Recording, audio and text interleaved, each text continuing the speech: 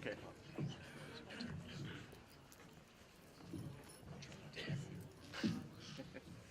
Good evening, everyone. Thank you so much for turning out tonight to the Tom Ridge Environmental Center for our speakers.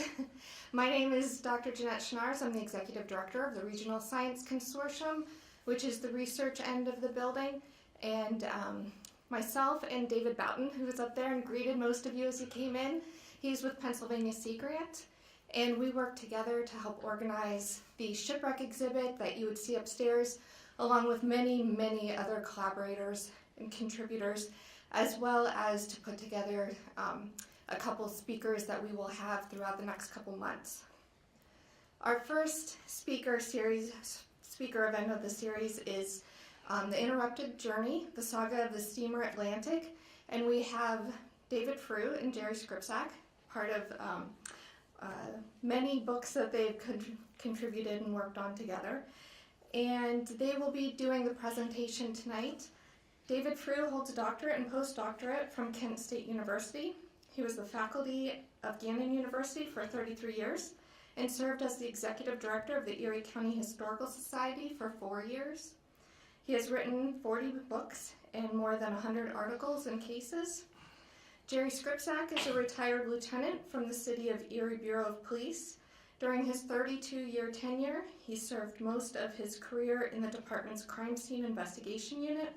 He obtained a bachelor's degree in police science from Mercyhurst College, and Jerry is the president of the Sons of Lake Erie Fishing Club since 1994. He used his photography skills to help his friend David Frew with the graphics of several of his books. He and Dr. Frew then co-authored the book Fortune and Fury about Erie's commercial fishing industry. Jerry's love of history has also landed him a place with PAAST, which is the Pennsylvania Archeological Shipwreck and Survey Team, as the historian.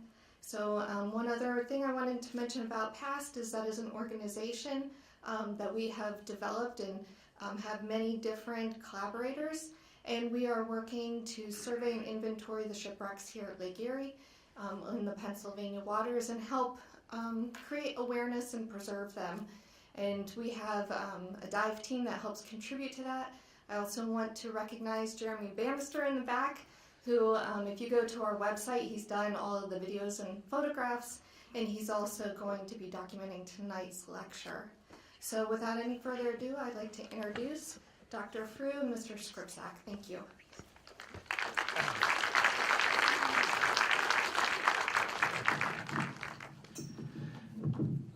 Thanks, Dr. Schnars. I appreciate it.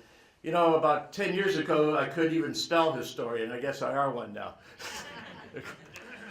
But Dave and I were talking about doing this program, and Dave is the expert on this steamer Atlantic, so he's going to have the bulk of the program. But he asked me if I would do a little bit of work on talking about the Shipwreck Exhibit. And you can see from the first slide, if you haven't been upstairs to see it yet, it's really nice. It's a nice exhibit. It was a lot of fun. I helped out working on it. And it's going to be here until April 14th. It's a lot of great information. This is our second Shipwreck exhibit that we've done. And this one is a little different. We have a little more artifacts in it and some different information. And it's a dynamic exhibit. We're going to be putting stuff in and taking stuff out from now until April 14th. So if you come back several times, you might see something different each time. These are the sponsors of the exhibit, and you can see PADCNR, PAC Grant, Erie County Historical Society, Pennsylvania Archeological Shipwreck Survey Team, Flagship Niagara Lease, Sons of Lake Erie, Divers World, Regional Science Consortium, and Erie Community Foundation, Erie Yacht Club. All of the people mentioned as sponsors not only contributed some funds to fund the exhibit, but also gave us a lot of information and some artifacts to use. How it all started was kind of unique. The photographs on the left are of a wreck that was discovered by a park lifeguard doing his morning swim behind one of the breakwalls off of one of the beaches in Erie. And the wreck was there, and now it's gone. And that kind of triggered a lot of interest in it. It gets covered with sand every year because of the wave action. We don't know what it is. We're not even sure it's a ship, a barge, but it's there. And you can see by the size of the anchor, it looks like it was quite large. The lower right-hand picture is of a piece of wreck that washed up on Elk Creek back in 2014. And that's part of a keelboard. Well, we did find out that there's more to that wreck if you go up towards Erie Bluff State Park in that vicinity. It's in a beach over there. And then the top left picture is of top right picture is of some iron spikes and nails and pieces of iron that have been popping out of the sand near Graveyard Pond. And all of this attracted an interest in, let's start looking at some of our wrecks around here. So the Pennsylvania Sea Grant, or the Regional Science Consortium, headed by Jeanette, decided we'd start doing a study of the wrecks. And the purpose of the Pennsylvania Archeological Shipwreck Survey Team is to go down to the wrecks into inventory and do archaeological surveys of the wrecks, how they sit on the bottom, because the way things change in the lake bottom, we want to keep track of what's down there. Because, why are we interested in? Well, shipwrecks bring with it a lot of the idea of treasure. They bring with it romance, tragedy, history.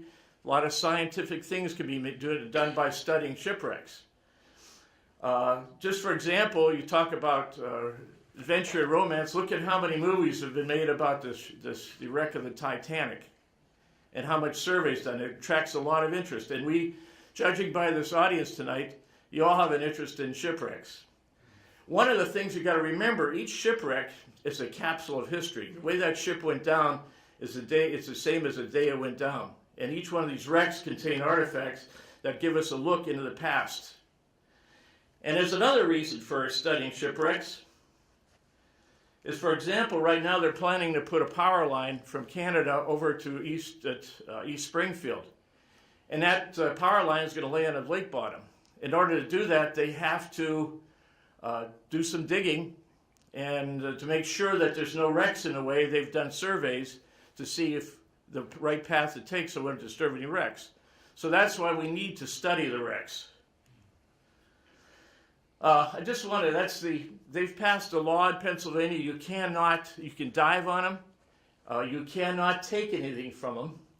And it says a misdemeanor of third degree, it shall upon conviction be sentenced to pay a fine of more than 25 or to imprisonment for not more than 1 year both. In addition, such person shall forfeit the Commonwealth all archaeological specimens collected or excavated together with any photographs and records. So this is a pretty stiff fine for taking stuff. And that's one of the reasons why we need to look at these wrecks and to decide what's down there to make sure this stuff stays there. Now, this is from the PAAST website. It has a map locating all of those wrecks. There's 20 of them identified that have been people have been diving upon and examining for many years. This is the list of the wrecks that are in the Pennsylvania waters. I'll just leave up there for a second so you can read those. Doing research on probably the majority of these wrecks were a result of a storm. There was a couple of collisions involved, but most of them went down because of storms. A good portion of them, more than half of them, there was a loss of life. And that's another reason why we don't want to, these wrecks are also burial sites. So we have to treat them that way. Now, what's in the exhibit? We had a lot of fun this year. I wormed my way onto the board of the Erie County Historical Society about 10 years ago. And the best part of it was going up in the attic and going through the archives, looking for things we could use for the exhibit. And we found some really cool stuff this time. There's a couple models. Looking back to that one sign that says Maida on it. That was a Great Lakes freighter, and so was the Trident Star. Those are two name boards off of those ships, which were scrapped. We have actual chunks of wreck that have washed up on the beaches over the years here. Each one of those pieces that you see is part of a shipwreck. This is a sample debris field, and part of PAAST's purpose is to train divers to go down and to treat a wreck just like it was an archaeological site, and use a grid pattern similar to this to say this is found in this place and this is found in that place, and this is what we have a sample pattern there. We also have pieces of some famous wrecks. This is one that surprised me when we found it in the historical side. That is a piece of the Perry's first flagship, the Lawrence, that was shot up so badly during the Battle of Lake Erie, and that's a piece of that. And if you'll see those pieces of those canes, when they scuttled the Niagara, the Lawrence, the Detroit, and the Queen Charlotte in Misery Bay, people would dive on them and steal pieces of wood. And they made gavels, they made canes, and most of them are marked, they were made by so-and-so, they're used as presentation pieces. So a good portion of the Niagara and the Lawrence ended up being canes and gavels and all kinds of different woodwork out of it. Now that I do that. Another thing you're going to see is some absolutely fantastic photography by Jeremy Bannister. It's amazing what he can do with a camera. In fact, he's filming tonight the whole program. You're going to see models of some famous ships from Erie. Of course, there's the Niagara, and then the lower right-hand corner is a model of the Wolverine. We have some swords in that exhibit with it. You're going to see a model of Fort Presque Isle. You're going to see some diving equipment from over the years. You'll even see a cannon was from the Niagara Lake. There's some ship's wheels. There's all kinds of artifacts, another few of the diving equipment. What you're also going to see up there is this map has been located in the upper gallery for years. So what we did is we took place cards and put the names of the shipwrecks and got them relatively placed where these ships are located in and outside the bay. So if you go up there and look at them, you can get an idea where the frequency of the wrecks are near and around Presque Isle. And this is the east side. Another thing we did is we took and collected photographs and newspaper articles and dive information from all the wrecks that we have listed on the website, and we did storyboards on them. And here's an example. This is about the Indiana. We not only have wrecks of pictures of the actual wreck. It's so old that there aren't any photographs in the end. It was a I can't remember. I can't think. A barkentine, and that's a very popular wreck. This is that's about the city of Rome. That panel, but this is just some photographs that were Jeremy took of the Indiana, and there's a little map is located. So this is what you're going to see when you go up and see the exhibit. And incidentally, if you want to go after the program, it'll be open till 9 o'clock tonight. If you want to stop and tour it. The people sometimes do a lot of work here and they don't get any credit for it, so I'm going to do it tonight. We had a lot of help from, of course, Dave Boughton took the lead on setting up the exhibit, and Dave was with Pennsylvania Sea Grant. From the DCNR, we have Brian Gula, Ray Bierbauer, John Laskos, Emily Hauser, and Stacy Morant. All work putting the exhibit together. And of course, we had Dr. Schnars and Amber Stillwell, the lab assistant, also helped. And then for Presque Isle Partners, Jim Butts. So all those individuals were key in putting the exhibit together. So if you get a chance, go upstairs and see it. And now we're going to introduce my good friend and periodically co-author. Dave and I went to high school together. And when I became president of the Sons of Lake Erie, I always needed speakers. So whenever Dave did a book, he would come in and talk about his book, and it saved me worrying about who's going to do the speaking. And then he got me interested in the history, and like I said, I couldn't even spell historian, so now they call me one. The right hand goes forward? Yeah, right hand goes forward. Like that. The other one goes backwards.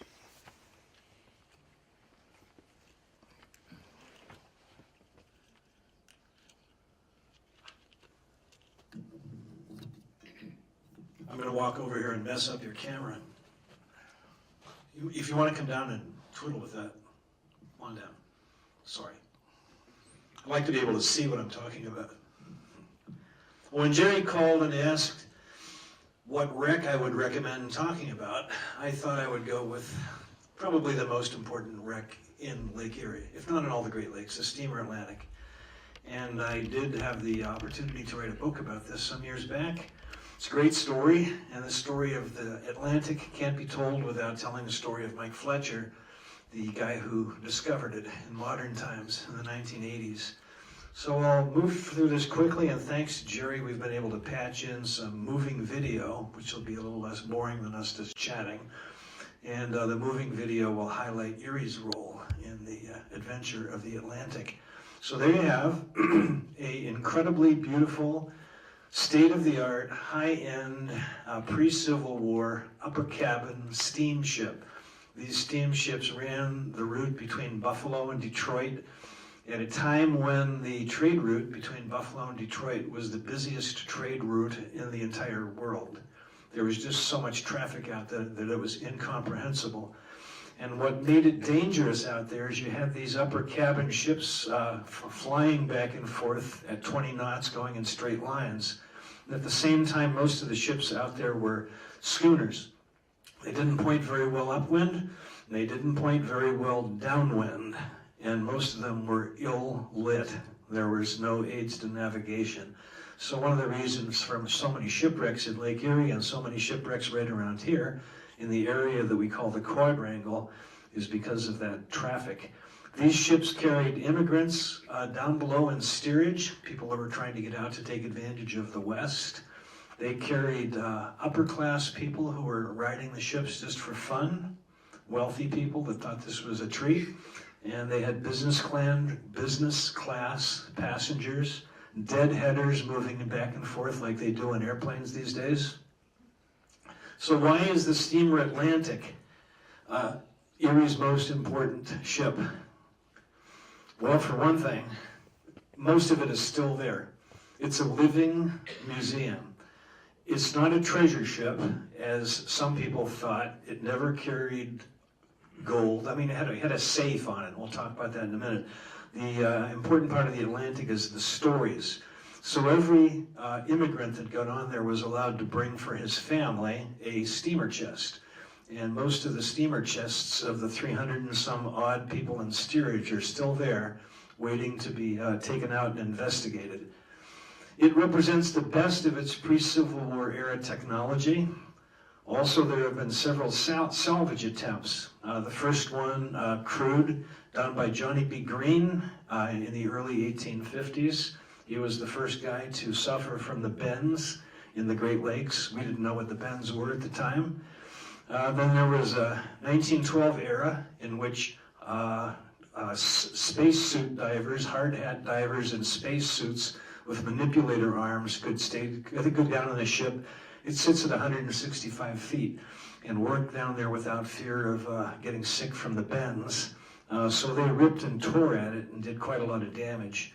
In 1984 or 85, I'm not sure the exact year, Mike Fletcher discovered the location of the Atlantic after dreaming about it and hunting for it for most of his youth. He was a young guy at the time, and he was attacked by the bar dive group. We have some footage of that, who claimed to own it. It's one of the Great Lakes' most significant tragedies. Sadly, all of the records went down with it, so we can only guess how many people actually died on that ship. One of the most tragic things is that the stern of the ship was still out of the water at 10:30 the next morning, more than 12 hours after the sinking. And if you had understood the instructions from the officers and walked to the stern of the ship, you would have been rescued and saved. Most of the people that died were not English-speaking people. It's also a continuing source of political intrigue because of the cross-border fight over it. The Mardive group from California claimed that they owned it, and they claimed it was on the property line or the international line between the United States and Canada. And they made that claim to a justice of the peace in California who bought in and gave them permission to own it, quote unquote. Mike Fletcher, of course, said that it was not where they said that it was, and the ensuing fight lasted more than 2 years and just about ruined Mike financially. The official records went down to the ship. We're guessing between 200 and 225 people died. There were more steerage-class immigrants than first-class passengers. The ship's agent, who was said to have a photographic memory, later testified in court in Cleveland that there were 51 crew members, 31 first class, you could read that, a total of 467 people, including some deadheaders. Just as an aside, when ethnic groups came across to the United States, they often organized and came with a leader. And there was a Norwegian party of 132 people being brought across from Norway by Stephen Olsen. Their ultimate destination is a museum in Wisconsin called Old World Wisconsin. If you go there, you'll see records of these people, these very same people. 132 people got on in Buffalo, and of that group, they're pretty sure, but they're not positive, that they lost 67 in the water. The actual cause of this crash, which was silly, it was a clear night. The Atlantic was running full bore from east to west, Buffalo toward Detroit. And a freighter, also a steamer called the Ogdensburg, was heading toward the Welland Canal, and their paths crossed, and they collided. How many Great Lakes shipwrecks have there been? Well, this is going to kill you.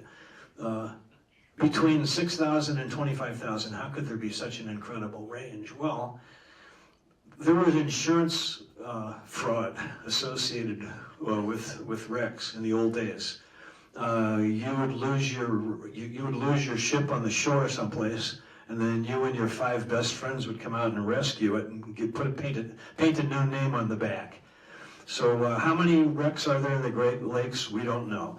Since Lake Erie was the epicenter of traffic, at least for the beginning, also we have somewhere between 1,400 and 8,000 wrecks. Now, for those of you that are interested, you can go on the internet and hunt. And I could tell you that when we did the Lake Erie Quadrangle, Dave Stone and I, and we tried to do that with official records, we used Lloyd's of London records, we grossly underestimated how many wrecks there were because we had no good way to track down fish tugs. And as you know, if you hang around a fishing port like Erie, which was at one time an enormously productive fishing port with more than 100 tugs in the harbor, any tugs that went down, and a lot of them went down, were not counted in any of these records. So our estimate of the Lake Erie Quadrangle, 2,500 square miles, we at the time thought there were 429 wrecks. When we redid that, or when I redid it a few years back, we found that there were 459, and there may be more. Who knows? How many of these are like a wreck in a bottle that you could dive down in clear water and look at? Not that many. Maybe between 100 and 150, and some are yet to be found. The great mystery, of course, the Marquette and Bessemer #2, it's still gone after 100 years. I recommend my book called Long Gone if you want to see the story. It's a terrific story. We kind of think we know where it probably is. Given the structure and the configuration of that boat, it probably turned upside down, and it's laying upside down with a flat bottom so that nobody is able to see it carefully with a side scanner. The diveable wrecks the good ones are in deep water where you shouldn't go. Even the Dean Richmond, which isn't in really, really deep water, just east of here, has claimed lives from amateur divers becoming foolish when they were diving on it. And you should probably have terrific equipment if you're going to dive on the Atlantic, which is in 165 feet of water. Now, just for fun, a couple of years ago, we were doing a show about the Atlantic at the museum, and a guy walked up to me and said, "I'm a pilot. You want to see the Atlantic? Come with me on my plane in September when it's clear, after 4 or 5 days of no wind." And we did, and you could see it. I took pictures. But when we developed the pictures, I might have been taking a picture of the ocean. You really couldn't see a thing. Some of the dive guys in Port Dover will take you out to dive on the Atlantic, and they'll tell you to go down 40 or 50 feet on a clear day, and you can see it pretty well because the superstructure goes up 30 or 40 feet from the bottom. But you really should have recompression gear if you're going to dive that deep. By the way, you think we have stringent laws in Pennsylvania, you're not allowed to touch a wreck in Ontario. You can go to jail for that.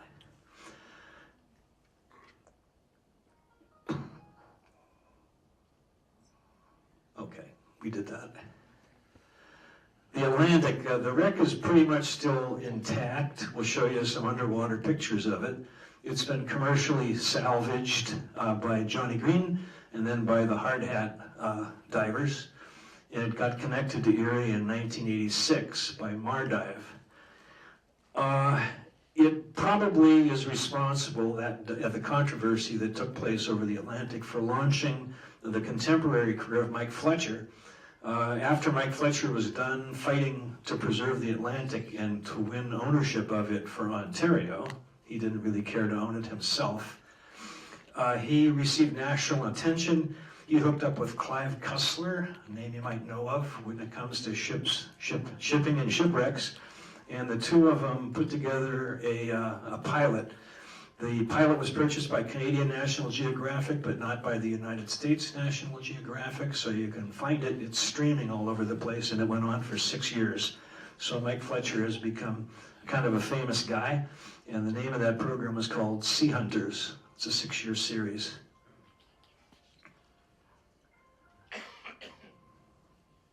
Mike grew up on the other side of the lake. In fact, he grew up in a farm that gave way to the industrial complex that holds Nanticoke, or Ontario Hydro, which you see there, Stelco, and the petroleum plant.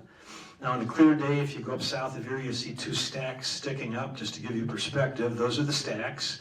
That's a coal-fired electric plant, which is now mothballed, and those stacks are 650 feet tall. So on most any clear day, if you know which way to look, this is just east of Port Dover, you'll be able to spot those stacks. And when Mike grew up, he lived within sight of those stacks, almost in the shadow of those stacks. He was displaced as a kid when they put in the industrial compound. How did the immigrants get there? They went across the Atlantic however they could, sailing ships. Irish lumber hookers in those days for some of them. And then they used the Erie Canal. There's a modern picture of the Day Peckinpah. Some of you may remember seeing that down at the foot of the bay, the last commercial ship on the Erie Canal. Interestingly, the biggest, busiest port in the United States was Philadelphia until DeWitt Clinton got the idea to build the Erie Canal. When he built the Erie Canal, he almost put Philadelphia out of business. New York became the biggest port, and Buffalo was the second biggest port. So when you go hang around Buffalo and look to see the detritus that's left over from the glory days, just remember that there was a time when that was the second biggest port in the United States, hugely important, and it was the launching pad for all these ships that were on their way to the west, and particularly to Detroit. And when I was a little kid, people used to sit around humming and singing the tune to the song Buffalo Girls, which I thought was maybe about Annie Oakley or kids on the cowgirls in the West. It's actually a song about the ladies of the night who used to serve the sailors who were in the port of Buffalo. So sometime, if you're in an interesting mood, Google up the lyrics and you'll understand what that song is all about. Well, I ran into this old guy in Port Dover years ago, actually in Port Rowan. We struck up a friendship, and about the time I went to work in Ontario doing a Canadian Studies program from Gannon, he and I, Dave Stone, put together a book called the Lake Erie Quadrangle, and that's what led to all this craziness on my part and all these other books. Now I can't stop. I have an obsessive compulsive disorder with writing about ships and shipwrecks and shipping. We got out a giant computer and marked all the Lloyd's of London shipwrecks on the computer, and then we used calculus, to figure out the smallest area that had the largest number of shipwrecks, and we put a couple of lines around that. That's what it looked like, the Lake Erie Quadrangle. Way more ships, like 25 times as many by volume as the Bermuda Triangle. First diver, after the boat went down, American Express was trying something new. Why put our valuables in a stagecoach or a train and see if we can move them through muddy trails from New York City to Chicago, when we could send them to Buffalo and put them in one of these fast steamships? So the two guys who were the co-owners of American Express, their names were Wells and Fargo. They were sending their first safe full of really important, valuable stuff from New York to Detroit when the ship went down. And they had mud on their face. So they went to try to find the most famous diver, salvage diver, a guy by the name of Johnny B. Green, a character who wrote a fabulous book that everybody should read called The Submarine Adventures of Johnny B. Green. He was a complete wacko. And they hired him to dive and get that safe back. He was out there the year after it went down and made repeated dives from Port Dover using fish tugs as actually schooners at the beginning as a means of conveyance. He finally got the safe out on the deck by sawing a hole in the bursar's office and had it all ready to go. He went up to have his lunch and he collapsed from the bends and he was gone for a year. In his absence, one of his colleagues from diving, that's the captain of the Atlantic, would you trust yourself to this guy? One of his colleagues, I'll find you a picture of the colleague, went out the next year knowing what Johnny had already done. His name was Elliot Harrington. He was from Dunkirk, or Westfield, someplace just east of us, grabbed the safe, and he got caught trying to sell all the stuff. So they did get their stuff back. However, the fracas over the loss of that safe cost Wells and Fargo their positions at American Express. So they went off on their own, and I think they did pretty good, except for some recent bad publicity they've had. The steamer Atlantic was steaming within sight of the tip of Long Point when that accident took place. And to rescue the ship, the captain, who you just saw, decided he would make a run for the beach, see if he could get her into shallow water. Didn't make it. Went down in 165 feet of water. The Atlantic is 200 and some feet long. So when it went down, nose first, it stuck in the bottom and the stern stayed up until the next morning. There's the collision course, Wells Fargo. While everybody was futzing around there in the 1850s, there was an interesting fellow by the name of Laudner Darvantus Phillips from Michigan City, which is the place where Chicagoans go. You could see Chicago from Michigan City. It's on the bottom end of the lake in Indiana, actually. And his father owned a shoe factory, and he was bored, so he decided to invent a submarine and to sell it to whoever would buy it. And his high potential clients would have been the Confederacy. He was talking to them, and the Union. And he was telling them whoever got this would have a huge advantage in the Civil War.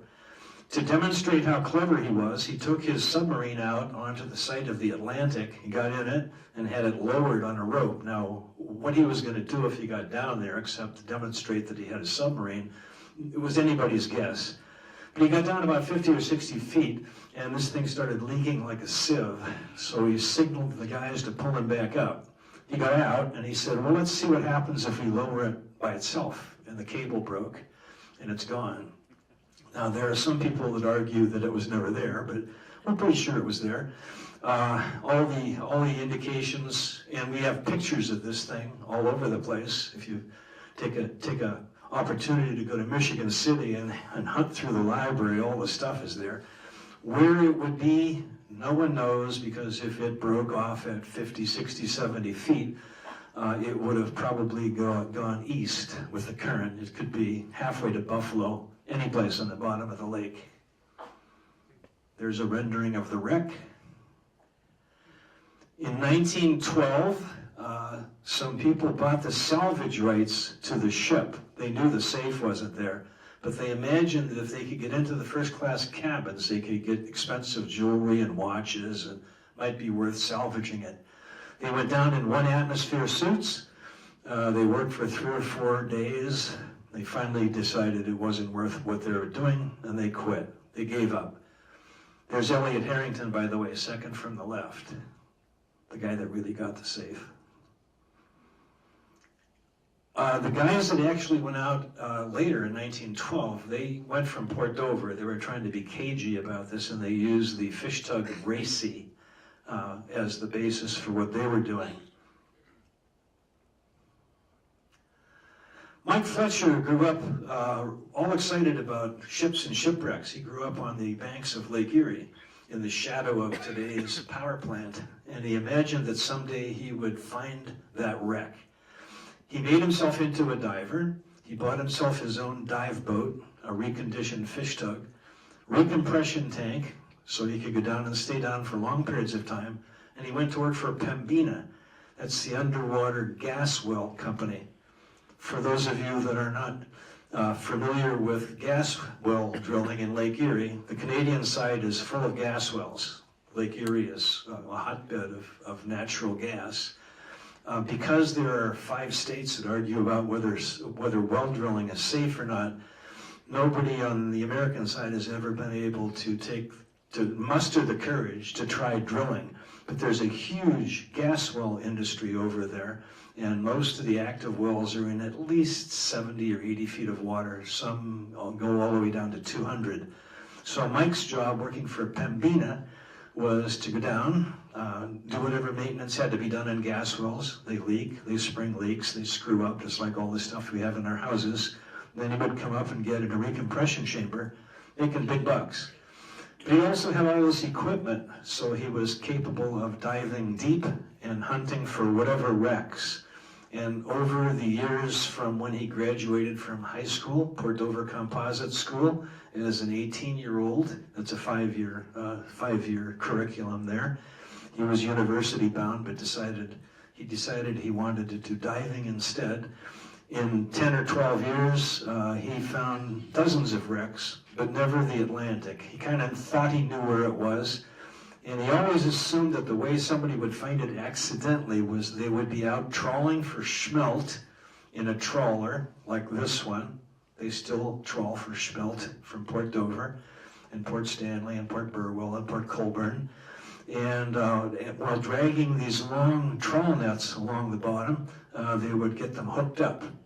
So he went around and told all the guys who were commercial fishermen, Mike is the most likable guy on the planet, that if they ever had a hookup, they would take their Loran, this was before GPS readings, tell them about it, or mark it with a buoy of some sort, and he would go out and retrieve it for them. And one day there was a hookup, and he went out with a couple friends, and they found the Atlantic, roughly where you think it would be. Around the world, jaws dropped last week when a California company said they were trying to salvage a sunken steamship with maybe $60 million in treasure on board. Under the protection of this court order, Mardive Corporation is beginning immediate preparations to resume salvage. With an officer of the court, we will arrive at the wreck site later this week and symbolically arrest the steamer Atlantic. Named submersible by direct district court order, federal court order out of the District of California, who has claimed jurisdiction over the site. A small armada of reporters accompanied Mardive President Steve Morgan to the dive site. We were met by a flotilla from the Canadian side, the police, TV crews, and divers. The divers upset Steve Morgan. They are trespassing. I am shocked that I saw divers out there right now with the police right there. So you did take down the registration? Oh, you bet I did. But they did complete their objective, dropping a small buoy filled with documents from federal court. A PA state constable doing the duty of arresting the wreck, claiming the wreckage site for Mardive. The document buoy joins the primary marker and a newly placed sign that claims the site was found not by Mardive, but by a Canadian diver, Mark Fletcher. Canadian hecklers, too, taunted the Mardive officials from their boats. They were shouting things like pirate, and things like that, so I was embarrassed for them. It looked to me like the Canadians kind of caved in. I was expecting a real confrontation, you know. The Ontario police were restrained until they spotted the Mardive dive team in the distance. Then they went to full throttle. The Ontario police have issued arrest warrants for divers Mark Kramer and Captain Jack Borst. Okay. My turn? Yep. Hello? Yeah, go ahead, Dave. No. Did I turn it off? Did I do something wrong? No. Keep talking, sooner or later? Just click it. Click, oh, click this. Yeah. Clever. So when you saw that funky looking boat there that had the big crane on the back of it, that's Kento, that's Mike's boat. There's Mike on the left, not Mark, Mike.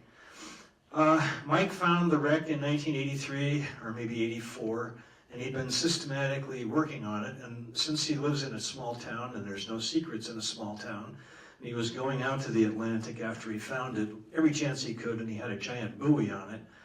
Pretty soon everybody in the world knew what he was doing. And even though it's at 165 feet, if you were courageous and maybe a silly, and you dove down in your tank, regular old tank, you didn't have mixed gas and a helmet and recompression chamber like Mike, you could get 5 or 6 minutes on this boat and then get back up without dying. And Mike decided that since he had sort of broadcast the location of this thing everywhere, that everybody was going to be out there stealing whatever they could, and there was all kinds of stuff laying around. Now, you're not allowed to touch a shipwreck. You're surely not allowed to take stuff. But here's what Mike did. He called the province, Ontario, and said, if I don't take this and protect it someplace, it's going to get stolen. What do you think I should do? And they said, we'll get back to you like in a year or two, something like that. He called the Federal Protector of Wrecks. The Federal Protector of Wrecks said, well, we think you should just take it and find somebody that will harbor it for you so it's safe and you don't get involved personally. So Mike went to the Port Dover Harbor Museum. I have a picture of that someplace. And he asked my friend Harry Barrett, who was the chairman of the board, the kind of trouble you can get in when you're a board member, if he would take the collection. So he systematically brought up dishes, plates, the ship's bell, anything that would be at risk for somebody to steal, stuff that people would like to grab, and he put it at the Harbor Museum. When Mardive came, what they had done cleverly, this was actually a clever maneuver on the West Coast, they bought the salvage rights from the defunct remains of the company that was salvaging the wreck in 1912. They called the company and said, you used to be salvaging an old ship in Lake Erie. What if we give you $500? Would you sell us those salvage rights? And they did. And they were sure they owned this thing. And since it's an American ship, you know, they had a half of a good argument. They made a mistake by telling the constable, or the Justice of the Peace in California, that it was sitting on the Canadian-American line, which it was not. They made another mistake. They took buckets and boats full of stuff out to the site of the Atlantic. They dove in the water and they took pictures of themselves, kind of bringing it up. So if you have an 1850 frying pan, it's worth 25 bucks. If you have an 1850 frying pan that was retrieved from the Atlantic, it's worth a couple of $1,000s. So they salted the wreck. They brought up stuff that had no business being there, military swords, all this stuff. And they showed pictures of this on Erie television. So when the Ontario police saw this, and Mike was calling saying, what are you going to do? They decided that they had to intervene. So when you saw that little films clip that was on Erie television, I can't remember the channel, they spotted the Mardive boat and they went after them to arrest them. Now, the last thing you want to do when you're speeding away from the Ontario police and you're pretty sure you're going to get across the international line, but they won't catch you, would be to have all the guys on the boat moon the Ontario police. They didn't take that very well. And that was part of the toxic flame that blew this whole thing out. So Mike kept thinking, well, I'm going to be good here. I'm a good guy. The federal people are with me. All the stuff is in the museum. I'm going to be fine. And he especially thought he was going to be fine because a local attorney, a friend of his, said, I have a buddy in Toronto that will work for you pro bono. But pro bono means that they don't charge you your daily fee, they charge you the expenses. And here's where things went south for Mike. When they subpoenaed the Mardive guys to come to Toronto to the trial, they said, oh no, we're not stupid. You're going to arrest us if we show up there because you have a warrant for our arrest and you just don't like us for some reason. So they moved the court to Buffalo. That meant that all the legal team had to go to Buffalo, and Mike ended up in a court in Buffalo for the better part of 6 months. And his legal bill was astronomical. In the middle of all this, the province of Ontario, which already has a pretty nice registered dive site at Tobermory in the Georgian Bay, decided it'd be fun to have 2 dive sites, one in Tobermory and one around Long Point where there's way more wrecks. I don't know if you've been in the water in Tobermory, you could freeze your toe just by sticking it in there. It's not an easy place to dive. So Ontario jumped in and said, we want it too. So toward the end of the trial, what happened is the judge said, I'd like to see the attorneys for Mike and the attorneys for Ontario in my chambers. Said, those guys are scummy. I don't like them, even though I'm American and they're American. I like you and I like you, but you're getting taken to the cleaners here because of their legal fees, and you need somebody to help you to organize this. So Mike and the province of Ontario shook hands and they went together. And together they won the Atlantic. So it's still there. At the Port Dover Harbour Museum, where the hapless but wonderful, lovely chairman of the board was standing around thinking, what have I done? The police came and took that entire collection away and put it in a warehouse in Toronto someplace because it was illegal for him to have it as well. They said Mike shouldn't have taken it. After a 1-year squabble, they got the stuff back. It's in the museum in Port Dover, and it's more than worth a field trip to the Port Dover Harbour Museum. That's O-U-R, funny British spellings of everything, just to see that collection. And it's also a fabulous museum. After the notoriety in which Mike looked the best of all those people, and he's an exceptionally talented diver, articulate, meticulous, hardworking, and a good guy, Clive CUSSLER hooked up with him and they started to make that television series.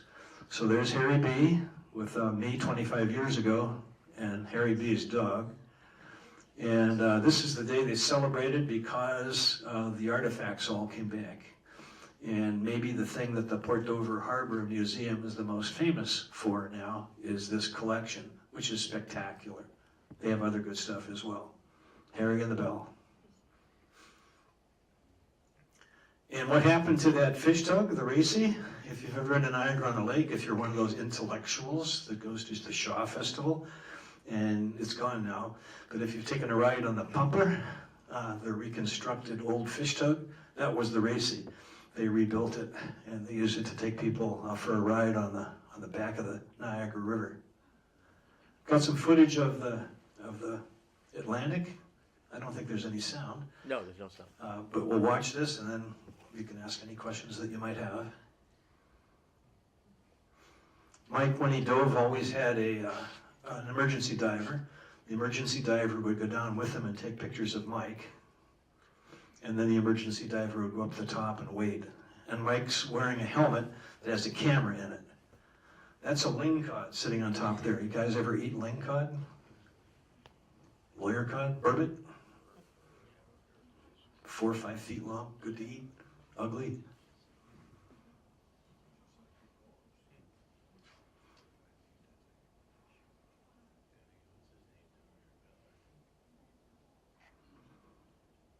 Much of the destruction here was done by those one atmosphere suit guys. That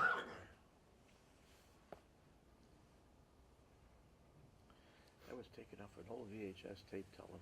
So it's not that great. Yeah, Magician Jerry, I had a VCR tape of this. Remember those?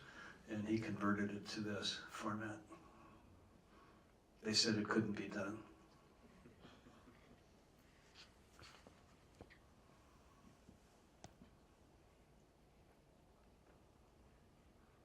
In later years, Mike went out and dove the Atlantic with Clive CUSSLER as a part of the Sea Hunters series. And you can catch that streaming.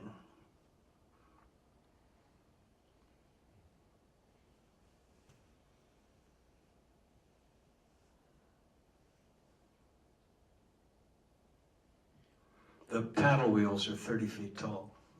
That's one of them.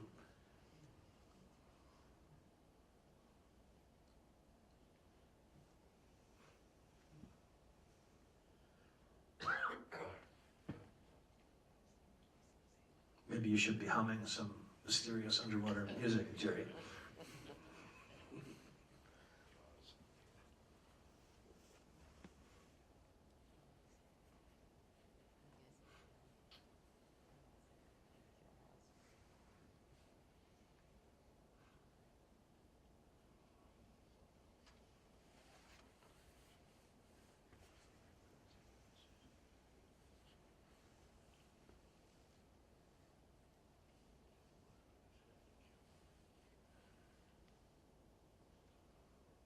There's another lingcod. They market them over there as freshwater cod. If you could see the fish, you wouldn't want to eat it, but they're really good.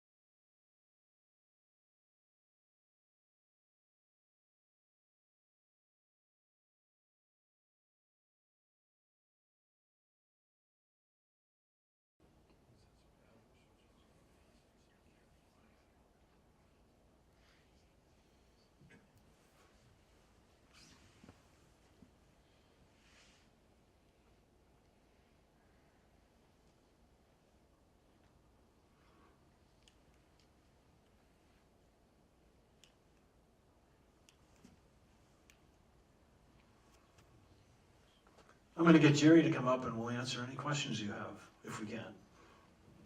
Come on, Jerry.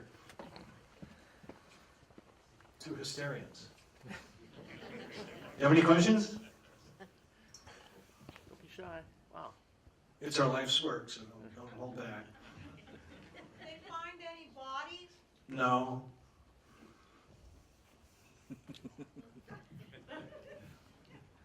What was the fate of the Ogdensburg? It was repaired and it eventually sank. I'm not sure, don't remember where, but it went down and several years later. Right after the accident, they kept steaming. Then we figured out that the Atlantic was going down. They swung around and came back, picked up 250 people, and they brought them to Erie. And of the 250 people, one died. That's why there was a court case in Erie with court proceedings that you could read. That was pretty important in the legal stuff. It was a young girl who died. She was one of the steerage class people, and she's buried in Erie Cemetery, I think. Yep. What is Mike Fletcher doing today? Is he still examining the Atlantic? Mike's series ended. He sold Kentau when he went off with Clive CUSSLER, and he no longer has his own recompression chamber. And being the sensible guy that he is, he wouldn't dive deep without one of those nearby. His wife raises dressage horses, and thanks to the money that they made in his television career, they were able to, they used to live right on the outskirts of Port Dover, and she had a little dressage horse farm, but it wasn't big enough. So they replicated it, moved outside of town a little bit and built a bigger one. So I think he's spending a lot of time helping his wife, and he does this, that, and the other thing. Not much. He's waiting for somebody to go over there and engage him in a project. He gave a talk last year that I went to that was pretty fun. There's a lot of interesting places online that you can do some research. Steamer Atlantic. In fact, there's an excerpt from the C series on the YouTube. Just search for Steamer Atlantic, and there's a couple of videos that you can see on there too. You know the guy that ran the Ashtabula Museum? What was his name? That was the lone survivor? Dennis Hale. Yes. He took Dennis Hale up and dove, part of that same series. He took Dennis Hale up and dove on the ship that Dennis Hale... Daniel Morell. The Daniel Morell. There you go. That's a pretty nice one to catch. He's also done some work, he didn't dive down to the Titanic, but with the Titanic people. There's a question there in the middle someplace? Yes? Where was the Atlantic built? I don't know. We don't know. I think It was launched in 1848. It's in my book. You have to buy the book. I used to know that. There goes Terry. She's going to sell you a copy, and I'll sign it for a nickel. We know where it was built. I just don't remember. Sorry. David, Jerry was going to add something to the earlier. No, go ahead. No, go ahead. Somebody's got a question. Another question? Were any of those steerage freights salvaged, and what would be the probable condition of them after all these years? The One Atmosphere suit guys weren't interested in that stuff. They were interested in breaking into the first-class cabins and hunting for jewelry. And the manipulator arms were not sophisticated enough to allow them to do that, which is why they gave up. Mike has been in, but not taken stuff out of some of the steamer trunks, and he says there's a world of treasure there that should be harvested by somebody, but it should be anthropologists as opposed to him. So the short answer is no and yes. We know they're there. Yes? What did they use for lighting on the boats, for other boats to see? Whale oil. Crazy. For the navigational lighting as well. Oh, and inside the cabins, do they have kerosene lamps? Yeah, that would have been bad. There are kerosene lamps in the exhibit at Port Dover. You could see some of the lighting that was in the fine cabins. Yes?